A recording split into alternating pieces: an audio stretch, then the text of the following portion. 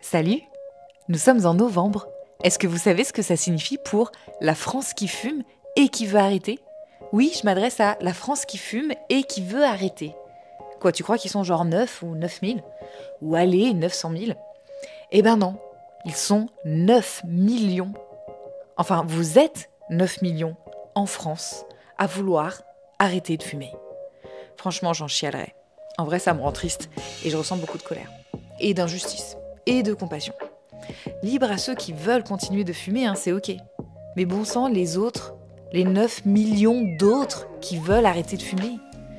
Bon, et ben voilà, la bonne nouvelle, c'est que novembre, c'est pour vous. Vous connaissez le Dry January, quand on boit pas de tout le mois de janvier. Si vous connaissez pas, renseignez-vous, c'est sympa. C'est les British qui ont inventé ça, en 2013. Et ben novembre, même concept, version française, pour le tabac. Enfin, contre. Depuis 2016, par le ministère de la Santé. Ministère de la Santé, lieu où je me suis retrouvée le mois dernier lors d'un colloque sur le dos du tabac. Bon, je vais pas dire que j'étais là par hasard, mais en vrai, un peu. J'avais l'impression d'être une touriste avec mon podcast décalé et mon bouquin drôle sur l'arrêt du tabac, face à tous ces grands pontes qui se lèvent chaque matin, et pour la plupart depuis des décennies, pour combattre les méchants du tabac et aider ceux qui en souffrent. Bref, journée passionnante pour voir comment se mettent en place les nouvelles lois, notamment autour des nouveaux espaces publics libérés du tabac. Et à la fin de la journée, pendant les questions, j'ai demandé le micro de la salle de conf en disant « Alors, moi j'ai pas de questions, mais j'ai un micro pour vous interviewer tout à l'heure. Donc, n'hésitez pas à me fuir si vous ne voulez pas que je vous pose de questions parce que j'ai envie d'interviewer tout le monde dans cette salle. » Je crois que j'ai fait ma relou, ils vont peut-être me bannir au prochain colloque. Mais donc, j'ai réussi à choper 5 personnes qui avaient des CV à rallonge de profs universitaires, médecins, docteurs, auteurs, bref, des combattants de cette fichue plante addictive. Donc, voici l'une des 5 personnes que j'ai micro-interviewées.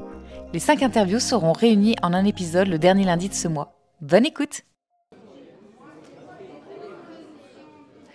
Bonjour, est-ce que vous aurez quelque chose à témoigner en anonyme ou pas anonyme? De quel point de vue? Est-ce que vous auriez envie de dire, raconter, même une anecdote improbable, c'est toujours ça de prix, sur le tabac? Ah, sur le tabac.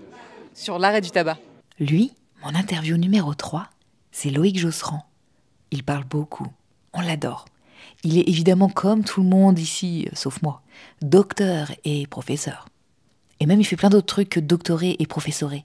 Genre, entre autres, être président de l'Alliance contre le tabac. Mais en revanche, il n'a pas écrit sur le tabac. Je crois que c'est le seul de cette assemblée. Oui, l'arrêt du tabac. Moi, j'ai longtemps fait du sevrage. J'ai un exemple qui me marque et qui, je pense, me marquera ad vitam aeternam et que je recite. Et donc, je vais vous en parler de façon très régulière et qui, je pense, illustre la difficulté et les risques. Je faisais du sevrage en maternité et je vois un jour arriver une femme plus âgée, qui m'est vraiment plus âgée et qui commence à me raconter son histoire. Et son histoire était assez simple. Elle a arrêté de fumer quand elle a eu sa fille. Elle avait alors 24 ans et elle a marié sa fille 24 ans plus tard. Et pour célébrer le mariage de sa fille, elle a repris une clope et elle est retombée dedans instantanément, quoi. Donc, la moralité de cette histoire, c'est que malheureusement, on ne redevient jamais non-fumeur, on reste ex-fumeur et il faut toujours rester vigilant et ne jamais retomber dedans, quelle que soit la bonne raison qu'on puisse imaginer pour fêter ça. Avec une clope, ce sera in fine une mauvaise situation, quoi. On vous appelle docteur Loïc Josserand ou professeur Loïc Josserand? On m'appelle comme on veut, professeur ou docteur, c'est pareil.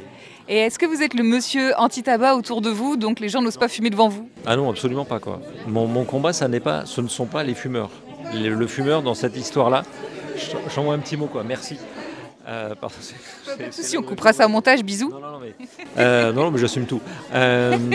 Mon problème, ce n'est pas le fumeur, au contraire, le fumeur est une victime dans cette histoire-là et absolument pas le problème. Le problème, c'est l'industrie qui a manipulé et qui manipule des générations entières depuis maintenant plus d'un siècle pour leur faire croire que la liberté est dans le tabac, le glamour est dans le tabac, la virilité est dans le tabac. D'ailleurs, c'est probablement un des seuls produits qui arrive à marier autant les les incompatibles que sont le glamour et la virilité. Enfin, voilà, donc ça n'est qu'un tissu de mensonges depuis un siècle, donc le seul objectif est d'arriver en permanence à attraper des jeunes pour les faire consommer leurs produits pendant les 20 ou 30 prochaines années, à les jeter ensuite comme des vieux Kleenex quand ils auront été essorés jusqu'au bout en termes financiers, et à aller pêcher de nouvelles victimes, toujours plus jeunes, dans leur filet. Voilà, donc c'est une industrie mafieuse, c'est une industrie sans aucun respect de la vie humaine, sans aucun respect de l'environnement, sans aucun respect de personne. Elle pille les ressources naturelles sur les lieux de production, elle détruit la jeunesse des jeunes qui sont dans des champs de tabac, elle détruit la jeunesse des pays où ce tabac est consommé. Bref, ça n'est que mort et destruction. Donc mon problème, ça n'est pas le fumeur. Le fumeur est une victime, je le répète, et j'en suis intimement convaincu. J'ai des amis qui fument, j'ai un fils qui fume, voilà. Donc je sais ce que c'est, j'ai pas de problème avec ça. Mon problème, c'est l'industrie, et l'industrie seulement. Alors on pourrait dire que votre combat, ce pourquoi vous vous levez le matin, c'est justement de protéger les victimes et d'aller à l'encontre de ces industries. Mon leitmotiv, c'est de démonter cette industrie. Voilà. Mon objectif, c'est de sortir du jeu cette industrie, les lobbies qui sont derrière, parce que c'est absolument intolérable. Il est intolérable de marcher comme ça sur la santé, sur la vie humaine, au seul bénéfice d'un intérêt financier, et de l'intérêt financier de quelques-uns seulement. Parce que là, on est en train de parler de quelques centaines de personnes qui en tirent des profits au niveau international. Donc c'est absolument honteux et inacceptable. Et je pense et j'en veux terriblement à tous les gouvernements, à commencer par le gouvernement français. J'ai pas peur ça me pose aucun problème. On dénonce De la passivité et de la tolérance qui existent face à l'industrie du tabac. Voilà, quand je vois des lobbies qui sont reçus par des politiques, qui sont écoutés par des politiques, derrière chaque lobby, il y a des morts, et il y a des morts, tout simplement. Mais qu'est-ce qu'on peut faire, nous, fumeurs, anciens fumeurs, qui voulons lutter contre ça, à notre petite échelle ? Le dénoncer déjà, tout simplement. Le savoir, le dénoncer, le partager. Ne pas se laisser enfermer dans des discours qui tendent à expliquer qu'un buraliste, c'est un gentil commerçant au coin de la rue. Le buraliste est un commerçant qui représente l'industrie du tabac, ni plus ni moins. Il tire une grosse partie de ses revenus de l'industrie du tabac par la vente du tabac. Donc il n'a d'autre objectif que d'en vendre toujours un peu plus. Donc ça n'est pas un commerçant classique. Ça n'est pas un commerçant classique, voilà, c'est tout. Donc il faut en parler à son député, il faut en parler à son maire, parce que c'est partout, et que partout on doit avoir des espaces sans tabac, les généraliser, sortir ce produit de consommation, expliquer aux plus jeunes la façon dont on tombe dans un piège. Il ne s'agit pas de les culpabiliser, il s'agit de leur expliquer qu'ils sont complètement piégés, ils se font piéger dans quelque chose qui les dépasse quand ils sont jeunes.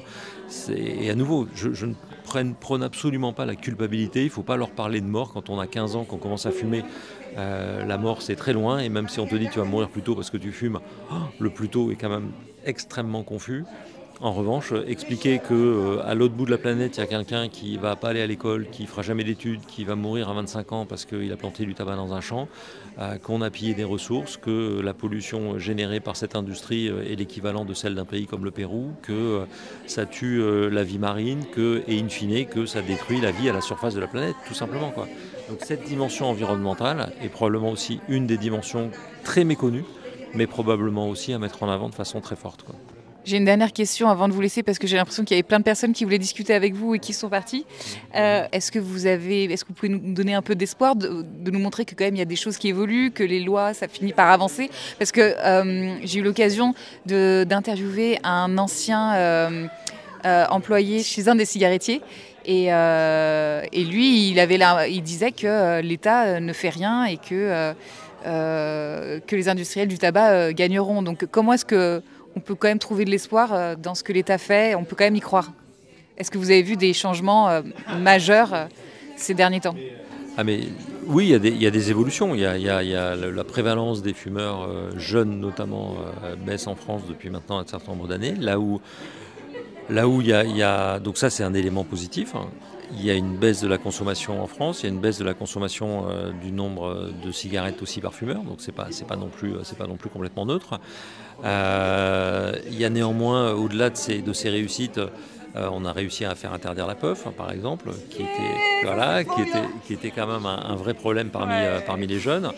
Mais ça n'est que l'arbre qui cache la forêt. Là, je reviens dans un côté un peu plus pessimiste, ou en tout cas très réaliste. Il y a des nouveaux produits qui arrivent en permanence. Il y a des nouvelles façons de consommer des produits addictifs. Et maintenant, il faut d'ailleurs plus parler seulement de marché du tabac, il faut parler du marché de la nicotine. Le vrai souci, il est là. Et donc, en réalité, c'est un marché avec dessus un certain nombre d'intervenants qui sont soit directement issus du monde du tabac, soit plutôt issus du monde de la vape par exemple, mais qui ont cette capacité à produire de nouveaux produits, à inventer et à mettre sur le marché de nouveaux produits en permanence. Et on voit très bien que ces consommateurs, et notamment les plus jeunes, vont rentrer en consommant un de ces produits et puis ensuite vont piocher en fonction de leurs envies dans ces différents produits qui sont mis à leur disposition. Alors certains sont, comme le tabac, sont pas entre guillemets propres. D'autres paraissent propres, comme les Nicopouches par exemple, mais quand on finit sans dents et édenté avec... Quel enfer! Donc voilà, il n'y a pas de produit sain utilisant de la nicotine, du tabac. Tout ça, ça n'est qu'une vaste fumisterie et une invention de ces industriels à nouveau pour aller chercher les plus jeunes le plus tôt. Et on sait que plus on va consommer tôt, plus on sera addict longtemps. Donc il est de l'intérêt de ces industriels d'aller les chercher très vite, très fort, pour les garder longtemps.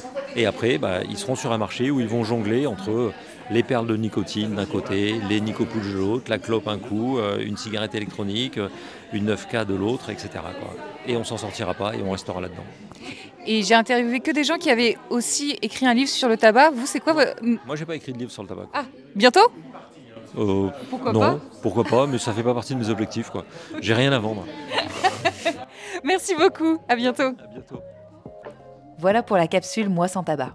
Abonnez-vous pour être notifié la prochaine. Il y en aura plusieurs pendant ce mois sans tabac. Et savez-vous pourquoi c'est le mois sans tabac et pas le jour sans tabac ou la semaine sans tabac? Parce qu'ils ont fait des statistiques. Lorsqu'on franchit le cap des 30 jours sans fumer, on multiplie par 5 ses chances de succès pour arrêter définitivement. C'est encourageant quand même. Allez, je vous laisse avec ça. Bon sevrage. Ou bon mois sans tabac. Et sinon, bon mois de novembre. Qui est un mois sympa, hein.